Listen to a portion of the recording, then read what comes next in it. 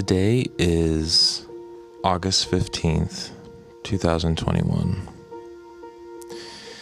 If you've joined me so far in this podcast journey, I've talked about my first 2 years as a composer from 2011 and 2012, and today is 2013.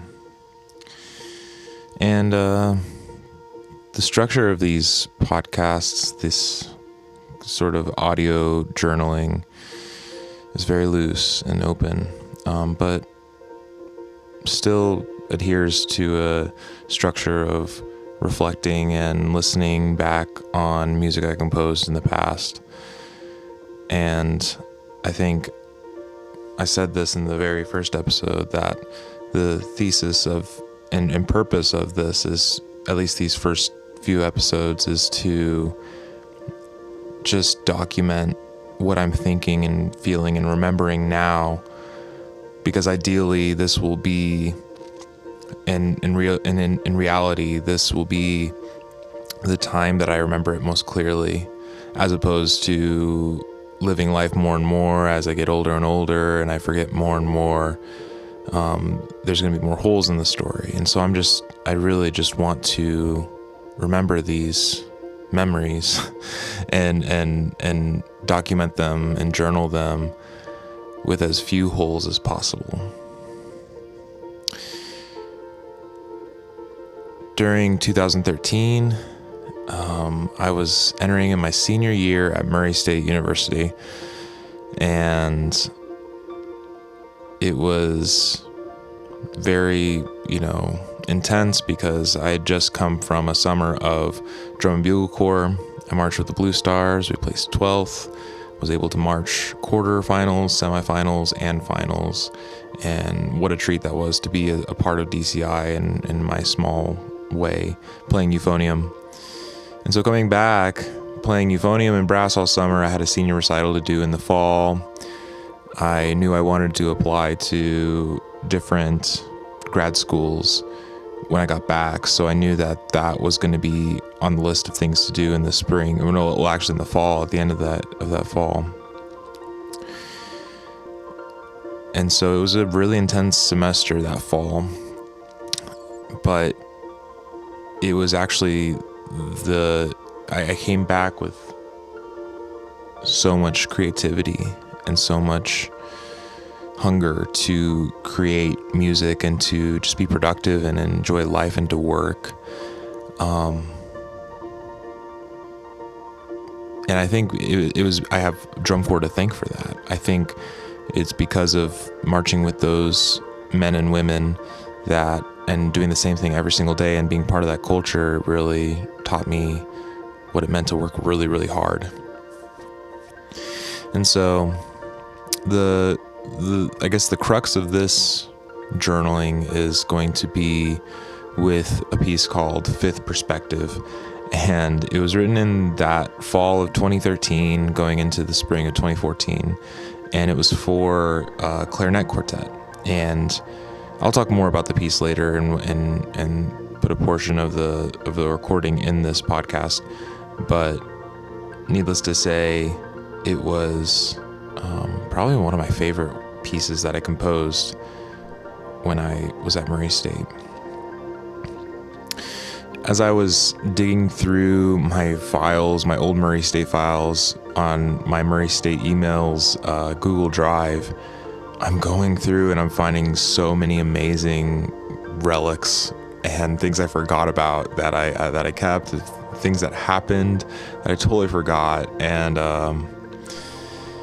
I've been reading. I found one of my friend's senior thesis as he was part of the honors program, and I want to share part of this because I think he captured a lot of life in Murray, Kentucky in 2012, 2013, 2014. The preface of his thesis says, "Even among sociologists, few scholars are aware of visual sociology. Yet, since digital media ended the monopoly of the printing press, visual imagery has inundated our lives from television to the internet, from Facebook to our own scrapbooks and burdened hard drives. Rapid technological advancement in recent years has drastically increased the production rate of culturally shaped and culture-shaping visual images. Maximizing our knowledge of society requires sociologists to understand the full impact of these visual artifacts and to utilize visual technologies in their studies. That is the aim of the young and growing subdiscipline known as visual sociology. This project is presented in two parts. The first offers a working definition of visual sociology, along with an outline of its history and contemporary methods. Part 2 is an original phenomenological study modeled on Douglas Harper's 1987 book, Working Knowledge, Skill and Community in a Small Shop. Harper's book examines Willie, a versatile auto and farm mechanic in a rural New York society. Instead of Willie, this project engages Dan, a piano technician, musician, and pipe maker in a small Midwestern community. This cultural study of work is aided by the photo elicitation process and concludes with observations on the strengths and limitations of methods pertaining to visual sociology. So translated, part 2 is really just a creative document, just a work of art where he both takes and captures photos of Dan, and he also writes and reflects and documents who he is and what he does. And one of the most striking things to me about what he's writing and just the ideas that he's exploring is the idea of work. And so I think I've mentioned in a couple times before, and it won't be the last time I mention it, but understanding myself is one of the biggest things that I'm trying to get out of this process of audio journaling. And part of that is understanding my relationship to music. And I think one of the things that's been so revelatory to me is the idea that music serves so many functions in my life. It serves as a means to create income and to live life and pay bills. It's served as a passion and a project where I'm doing music and I would do it for free because I love it so much. I use it for worship and connecting to God and connecting to others and connecting to my community and my church. And it's a lifelong process, of course, but I feel more clarity when I do reflect on it, when I do write about it, when I do think about it, that as I begin to understand myself, there's less effort and there's less work to do about me, and I can do more to help others and to support others. And ideally, that helps society as a whole. And going back to the work idea and understanding identity through work, as this thesis discusses, I identified that my music making became so much a part of what I do in terms of work and my craft, and less about what I did as an enjoyment and something that was life-giving. Music became work that was soul-sucking and a means to an end, rather than a purpose in and of itself, if that makes sense. And so I'll read a little bit of what my friend wrote. This subsection is called Identity Through Work. Our first meeting confirmed my suspicions. Dan's approach to work is extraordinary. A tour of the shop revealed to me that few people truly grasp the existential symbolism of work and tools the way Dan does. The clearest material signs of Dan's socialization through work are manifest in his tools. The tools so essential to Dan's work amazingly represent and link his sundry interests. For example, the ink pen he carries in his shirt pocket is his own creation. The upper section is ebonite, the lower briarwood, materials commonly used in smoking pipes. Dan uses this pen to sign his name to reports after he tunes or services one of the 80-plus university pianos under his responsibility. Dan's garage tune workshop also expresses this disparity between worlds that Dan talks about. I keep trying to unite my disparate worlds, Dan said, but I also like that they're disparate. Workbenches line the walls to the immediate left and adjoining wall. The wall just barely outside the photograph's frame on the right is mostly used for storing the lawnmower, weed eater, paint, ladders, and other miscellaneous items found in garages of typical suburban homeowners. Wires and ducts frame the room, connecting the air compressor to dust vacuums and a sandblaster. Dan arranged this duct system so that he can open the garage door and utilize compressed air outside the shop. Strewn throughout the shop are a table saw and bandsaw, wheel grinder and metal lathe, and other power tools. And so, talking about Dan's work, he goes on to talk about the contrasting ideas of our modern world and our modern capitalism, I suppose, and trying to get as many profits as possible. He writes that Max Weber describes the connection between social isolation and work in his most famous volume, The Protestant Ethic and the Spirit of Capitalism, which was published in 2 parts between 1904 and 1905. Weber uses the term rationalization to describe the process of systematizing social behaviors, especially those related to work. Weber writes, "The modern rational organization of the capitalistic enterprise would not have been possible without 2 other important factors in its development. The separation of business from the household, which completely dominates economic life, and closely connected with it, rational bookkeeping, or as he calls it later, exact calculation, the basis of everything. The natural outcomes of rationalization in an industrial capitalist society, according to Weber, are the increases in division of labor and specialization, routine experiences, and ultimately the worker's isolation and alienation. Harper summarizes this trend by saying, rationalization makes the worker an ever smaller cog in an ever larger social organization." By contrast, Dan's work as an instrument technician, pipe maker, and musician is highly irrational according to Weber's notion. Dan's work heavily relies on a form of exact calculation that differs from the notion Weber conveys. Weber's idea of rational bookkeeping and calculation concerns the organization of free labor and financial investment. Dan's extensive calculations pertain to the improvement of the product, regardless of profit.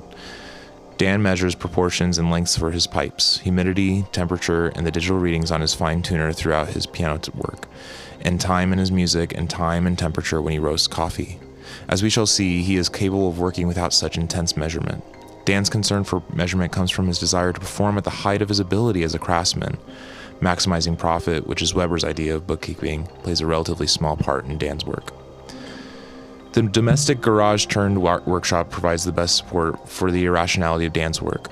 The pipe work has been completely integrated into the home. However, Dan's identity as a pipe maker profoundly affects his day-to-day experiences.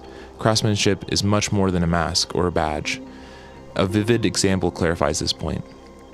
At one significant moment during the observation, near the performance hall where I was photographing Dan as he finished tuning the piano, a student committed suicide. An administrative assistant stepped into the performance hall to inform Dan of the incident. We returned the equipment to our bags and passed the harrowing scene on our way to Dan's office. We were both shaken by the experience, and in our interview that day, Dan said, "A lot of times if I'm going through something, well, the situation we had on campus yesterday, I was processing it, and I'm still processing it, and I'm sure I will be for some time. But I realized that there wasn't really anything I needed to be there for yesterday, and I went home and in the afternoon was working on this pipe, and it just felt like the right thing to be doing. It's definitely a type of therapy for me. Work has always been a type of therapy.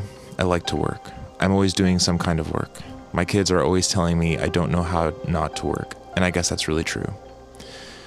Dan's work is highly personal. He closely associates work with other areas of his life. This deep-seated identity in work differs greatly from the work identity of a rationalized laborer, who literally may only work or even think about work between punches on a clock card machine.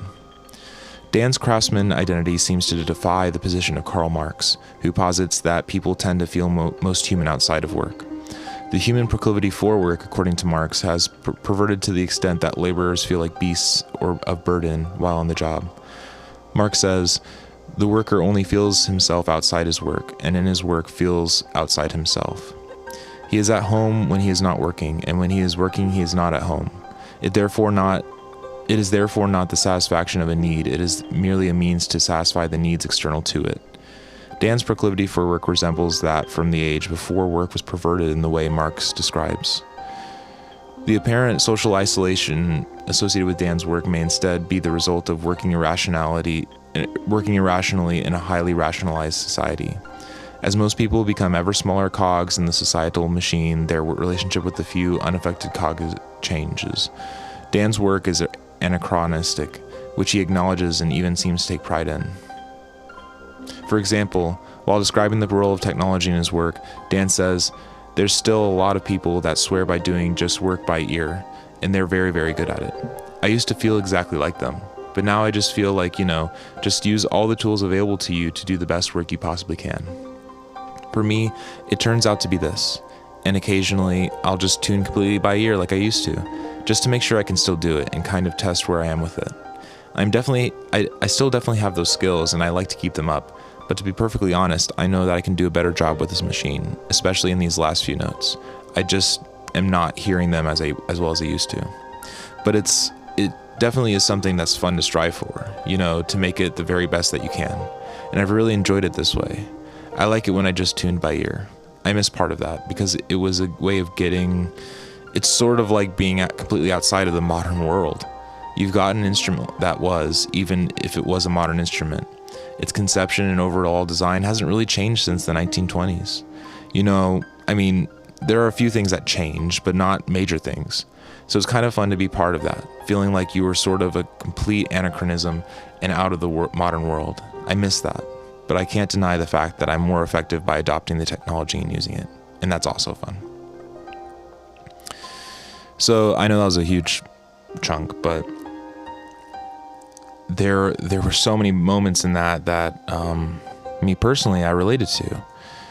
That suicide on campus, I was on campus when that happened. I was in the same building as them. I was rooms away from them when that happened. We all walked by the scene. We all saw, in a sense, what happened. And it was completely heartbreaking and it was completely awkward and it shook our campus. And it's just crazy to me looking back on this almost 10 years later. Well, it's more like 7 years, but I can still remember every detail of that. I can remember my professors' faces, and I can remember my fellow students, colleagues, classmates, and I remember their expressions. And going back to work and understanding Dan's point of view, there's something that is so, therapeutic to work. That something like that happens and that we can go to work not to numb it all out, but to use it to process our lives. And I think a larger part and a more personal part on my end is understanding that God used work as a good thing to bless others, to bless Him, to glorify Him, and to enjoy life. That is definitely something that we have, like Marx talks about, we've missed out on as we've gotten more rational and gotten more quote unquote efficient. We become more and more cog-like, and we do view majority of our work as punch in, punch out. And there's something that can't be changed about that because there's always going to be mundane, boring, repetitive work. But at the same time, trying to understand a perspective like this, a Dan who is a piano tuner, a pipe maker, a coffee roaster, some of that supplements his income, but a lot of it is because he enjoys the process and he enjoys the repetition and he enjoys the mundanity of it. And so reading this has just brought me back to a whole bunch of worlds, from memories to ideas to inspiration. And I barely had the inspiration to pull out the mic and to start talking and to start journaling like this. So I'm really thankful that people make what they make and work like they work. And so I really lost that as I was ending the PhD at UNT. as 2020 approached, I viewed music and my PhD and my dissertation and all this work that I was doing. There was some pride in it. There was some enjoyment of the craft and the repetition, but there was a lot of punch in, punch out. When can I be done? Rather than I could do this for the rest of my life kind of attitude, like Dan has. Yeah, I'm not saying that Dan, that his work is a source of life and enjoyment and worship, but it harkens back to this idea that work is a good thing. Work is a blessed thing. Work is a God-ordained thing.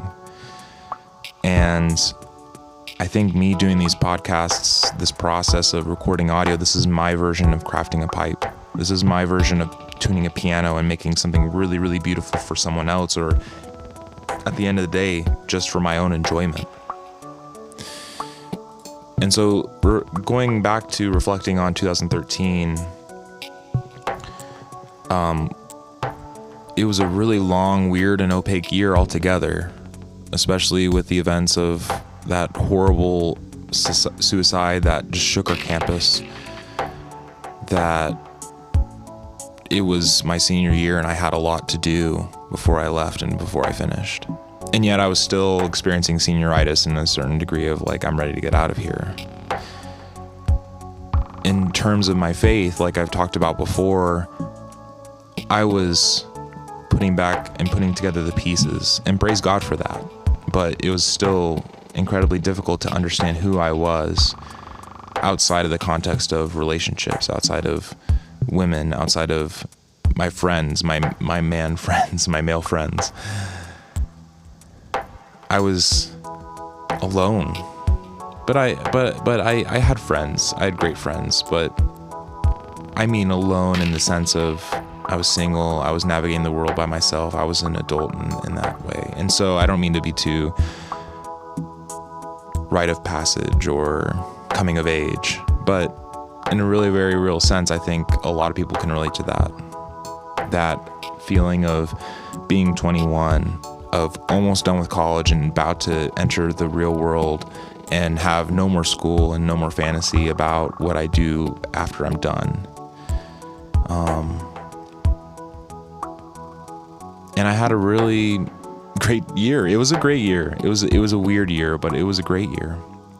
There was a lot of high points and there was a lot of low points. I think out of my 4 years at Murray State, I think I was the most psychologically healthy that year. I'm incredibly thankful that I had the previous year, 2012, to just be single and to just process the events of what had happened before. And so in this year, I marched drum corps, and I was moving on, and I was understanding life and God in fresh new ways, very childlike ways, very baby-like ways. And I wrote a lot of music. I wrote 3 pieces that year. I wrote a clarinet quartet called Fifth Perspective. I wrote a wind quintet called Waters, Mellifluous and Deep, and then finally an art song for mezzo-soprano called Oak Grove. And I was studying with a new professor as well. He had come from Indiana University, and he was probably hands down the most creative person that I had ever met. And especially in regards to music, that he was the whole shebang. He was everything I aspired to be in a musician, in my ideal. And I had not met him yet. I did not know that it was possible that people like him existed. And his gifting was that he was an incredibly virtuosic pianist and incredibly intelligent, competent person, that he was able to understand theory and oral skills and teach it well too, that it was like second nature. And yet he taught better than a lot of music theorists that dedicate their lives to it. So in addition to being virtuosic and being incredibly intelligent and also competent to teach, he was a gifted composer, just creative beyond belief. And it was the first time that I identified someone who had an attractive aesthetic, so to speak, that it seemed like everything they did, they were content about. That everything that they did, he knew it was him. There was no identity crisis. And I think, and as I've talked about, and I will continue to talk about, my undergrad and a little bit of my master's, but mostly my undergrad, I had an identity crisis the entire time. And I think that most undergrads experience this in composition, in art, in whatever. Basically, what you're learning is to have a controlled identity crisis, that you go through the program and you get exposed to many, many different types of things and ideas, and you just freak out because you don't know which one you need to choose.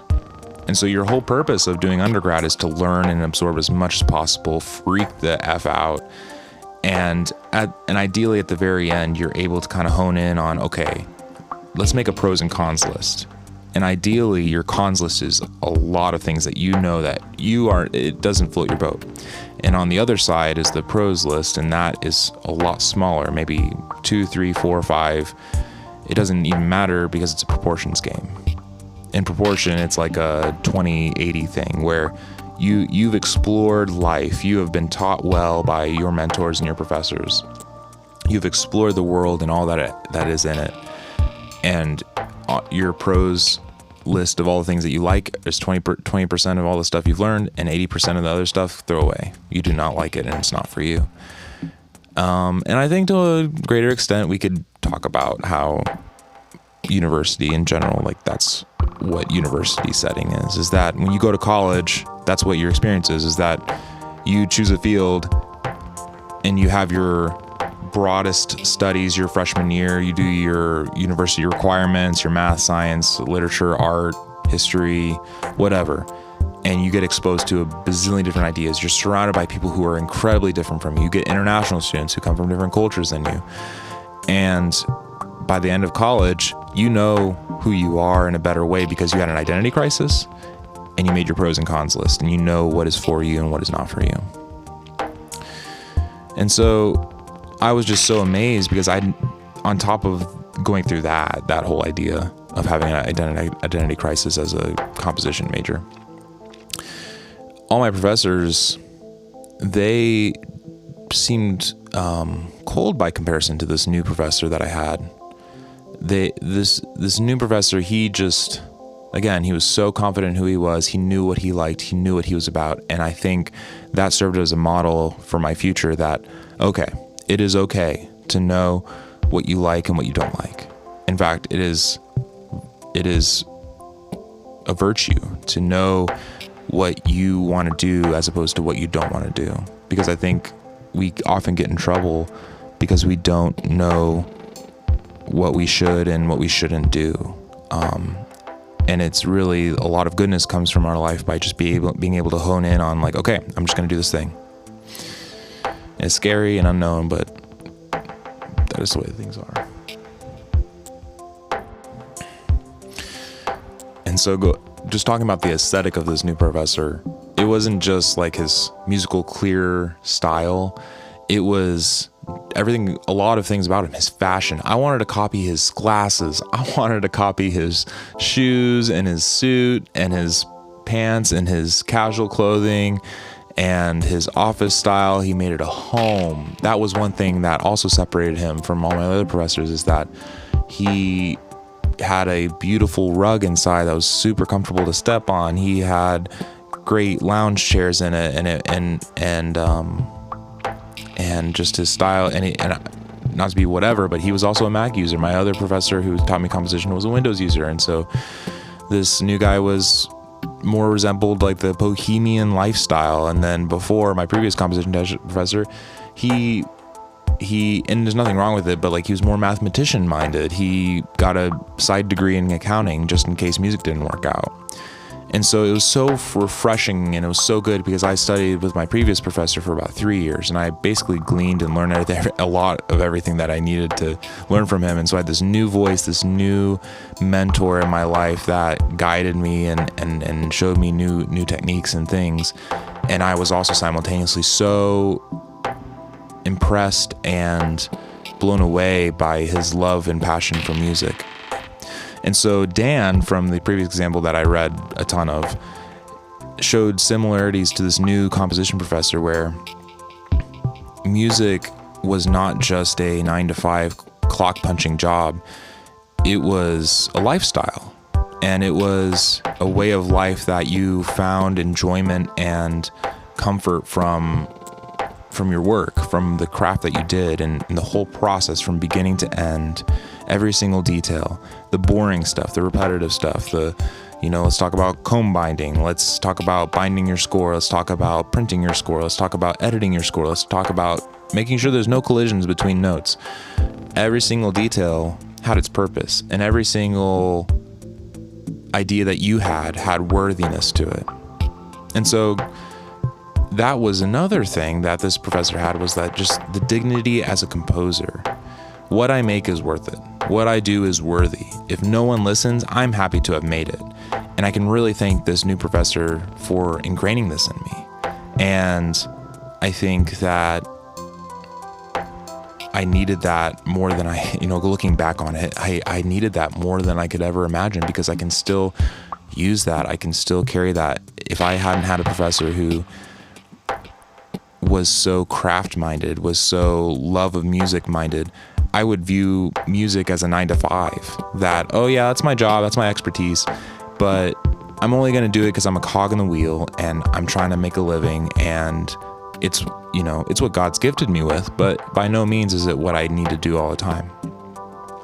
And so you can begin to see, and I can begin to see in myself, how this conflicts with my theology of God, that like I had two idols, and I still do to this day, these two pillars, where these two idols, where one on the left is music and my musical heritage and my tradition and my enjoyment of it, and just this big tangled web. And then on the right is this clarity of who God is and enjoyment of God, and this whole Christian hedonism, but also like rich theology and community and discipleship and fellowship from God. They were competing with each other, and they still do.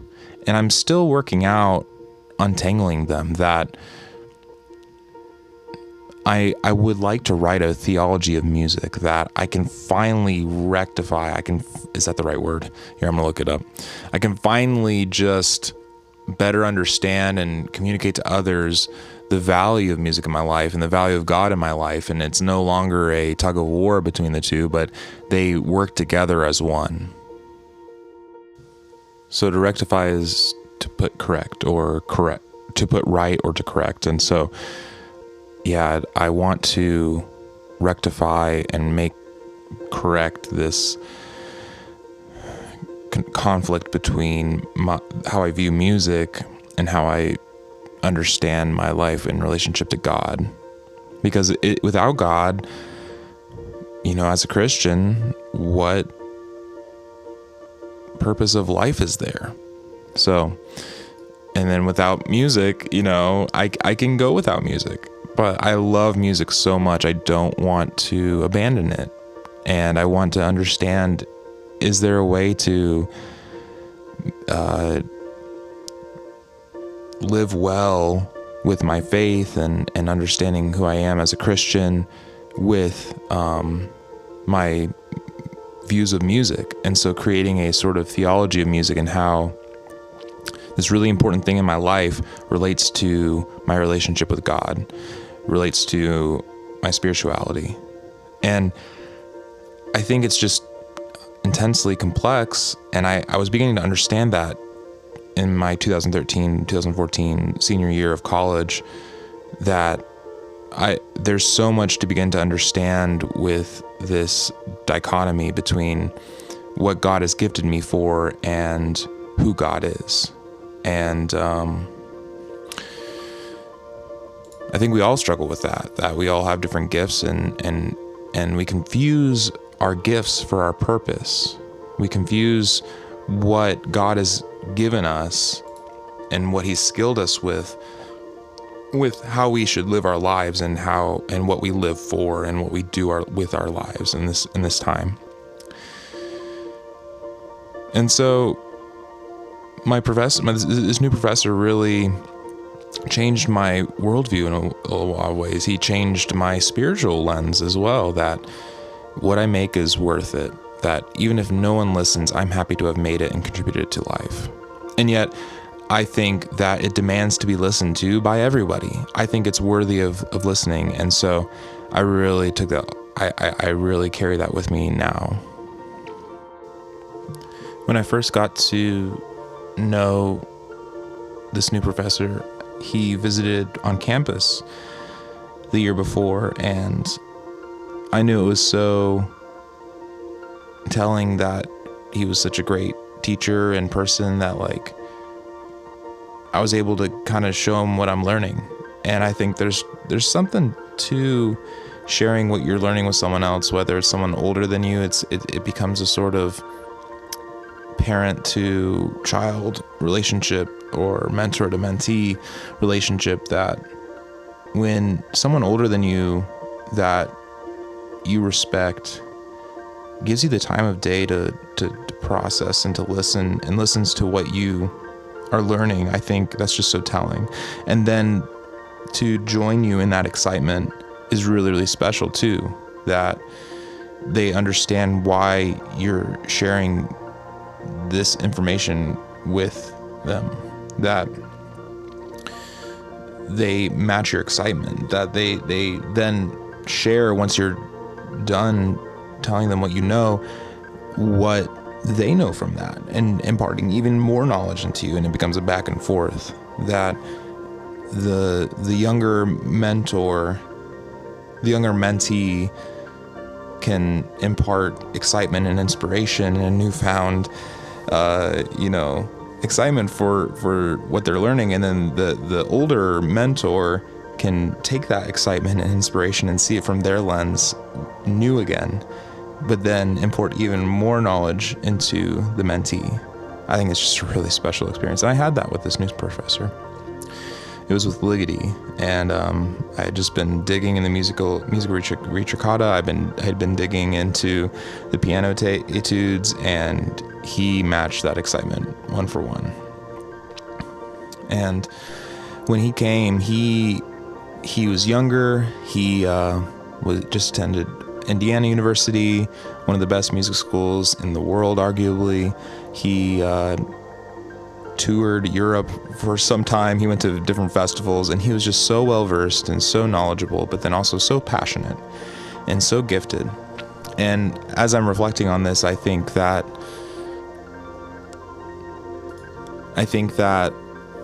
it really makes me think about Donald Miller's Blue Like Jazz book, that the opening line is something along the lines of,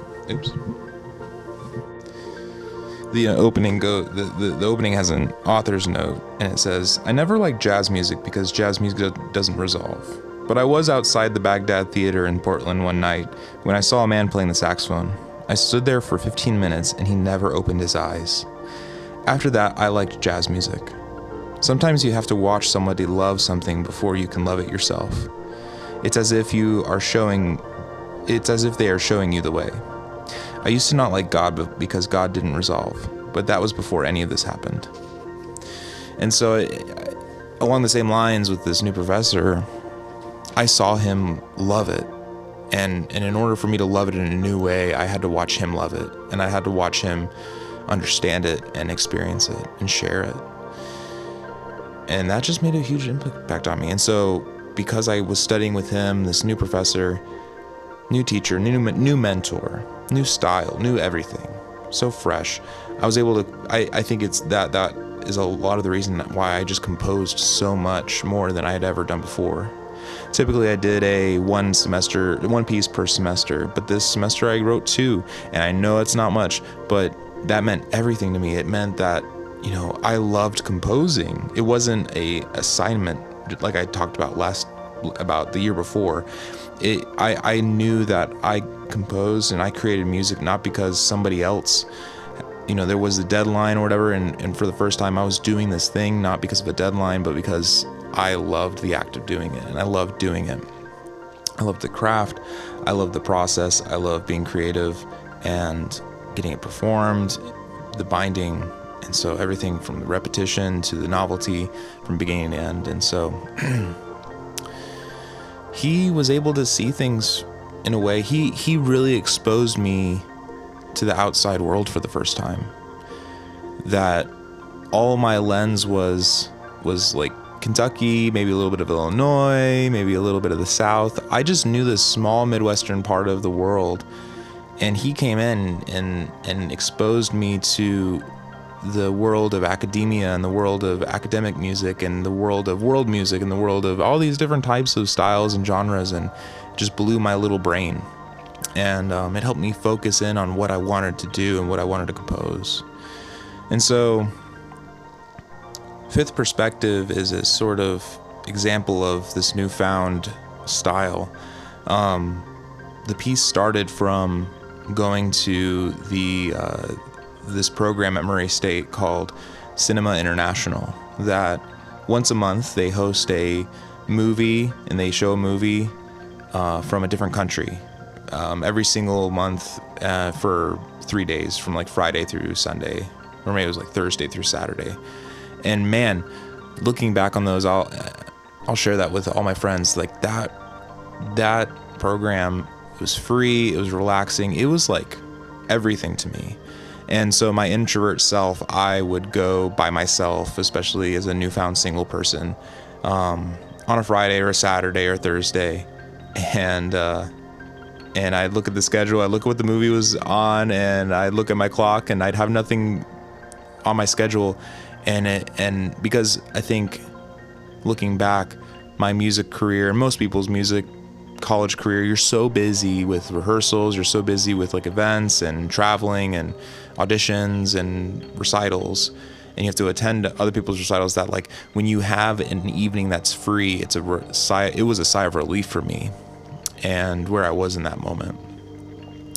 And so I'd have the day free, I'd have the night free, and I had no one tying me down, so to speak. I was free to go to this Cinema International. I would sit by myself very deliberately, and I would try to, if there were people that I recognized, I would probably avoid them, because it was such an intimate experience for me that I wanted to do this thing by myself, that I didn't want to worry about what someone else thought about the movie. That all that mattered was just enjoying the movie, just understanding the movie, just being exposed to this new, different thing that I'd never been exposed to before. And one of those movies was called The Master, and it had Philip Seymour Hoffman, one of his probably last movies before he passed. And Johnny Greenwood composed that music, and that was my first exposure to any Radiohead or any of Johnny Greenwood's library. Was because of his film score for that film. He was just another composer to me. And then I started looking up, I was like, oh, this guy's a guitarist. He played in a rock band, but yet he composed this beautiful, abstract, sophisticated, intelligent score. Who is this guy? So I did some more research, and I was just obsessed, and he used the clarinet ad nauseum. And so just the ways that he used clarinet and in a sort of electronic feel, I wanted to copy that. And so that's what Fifth Perspective grew out of, was just this exploration of using multiple clarinet sounds, and so I just use a clarinet quartet, and then that turned into the piece itself. Eventually just turned into this exploration of the spectrum of fifths. I was also listening to a lot of Don Freund from Indiana, his lectures on the circle of fifths, but he calls it the spectrum of fifths, and you can dig into that as much as you want. But my idea for the piece was that this piece wasn't to be like linear with a beginning and an end. Like abstractly and conceptually, I wanted this to be a piece that could go on forever and loop forever and be viewed more cyclically than linearly. And throughout the whole piece, it's gradually going through the different, basically the circle of fifths. Starts in C, goes to G, goes to D, goes to A, etc., all the way back from, F to B flat, and then finally back to C, or B flat to F to C. And when you explain it like that, it definitely sounds, it's like, Jake, that's just the circle of fifths. It's like, well, the program notes, I was pretty proud of them, because they had to do with the putting in like the fonts type, putting in the flats and the sharps type. Here, let me dig it up.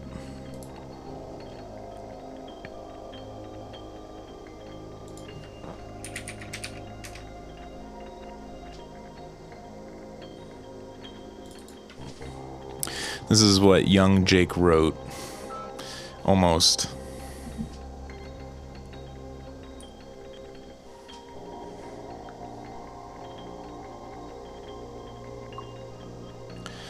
This is what young Jake wrote almost 7 years ago, 8 years ago. Fifth perspective is a conceptual piece based on the circle or spectrum of fifths. The purpose of the piece was an exercise for the composer to make music that modulated without detection. The piece begins in what performer sees as C, their concert B flat, and ends in the same key. But in between is what is to be perceived as an aural spectrum, slowly transitioning from one key to the next. The senza fine is optional. And,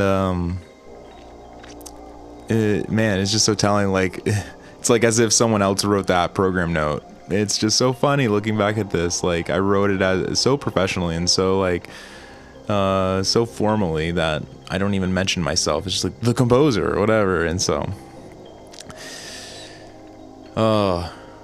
it was a lot of fun to write. And then as I'm looking back, and if you listen to this, especially if you kind of have more trained ears, you can hear, you can actually detect the modulation, because what I did throughout was I would continue to just raise the fourth scale degree of whatever key I was in, and that would just become the new T. That would become the new seventh degree. And so if you can definitely detect that if you have trained ears. But I think it was more or less like I was still wrestling with audience, and then this is a whole different conversation I'll get to when I talk about Greensboro.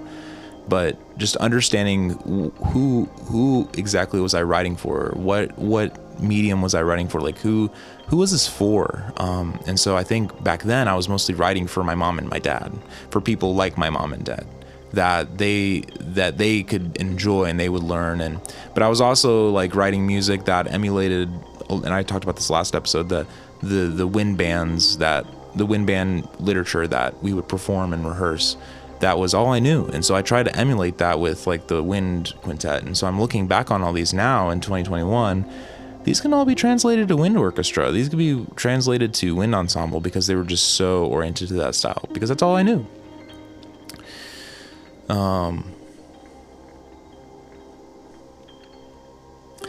Later in that year, in 2014, in the spring of 2014, I wrote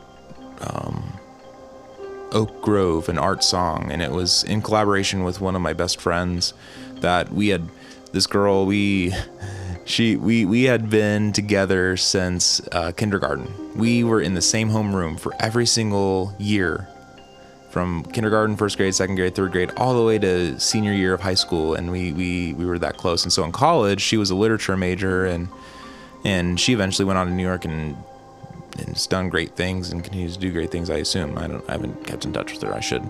But we collaborated, and she wrote this poem called Oak Grove, and I set the lyrics to it, and it was about suicide. And I think I'm just so dense. This is who I am as a human. This is like my personality, that like I read things and I understand things, and I don't, it doesn't, the weight and the emotional weight doesn't hit me like it should in some ways, because I'm pretty sure, I can't remember what here, let me look it up. The poem was titled Dad, and so I think it was about her own father, dealt with topics of death and just really heavy, weighty material. And so I wrote this, and I'm trying to depict it, and I look back on that piece, and I think I used a lot of different techniques. It was technically a lot of fun to write. I learned a lot from it, and I benefited from it a lot. But that's just one case where the piece was not good at all, and I don't want to include it as part of my repertoire now. And I'm looking back on all my finale files from 2011 to 2014, and that same friend, she asked me to do The White Blank Page by Mumford & Sons, and that song, that lyrical, intensity is there as well, but it's more about like relationships. But anyway, now I'm just truly rambling. But so all that to say, looking back on 2013, compositionally was a very developmentally positive year for me. And I also student taught, which is a whole nother story, but I think I'd like to save that one for another day and another time for processing. So thank you for listening, whoever you are. Reach out to me if you are and you want to just chat. I'm more than happy to get a coffee with you over Zoom and just chill. So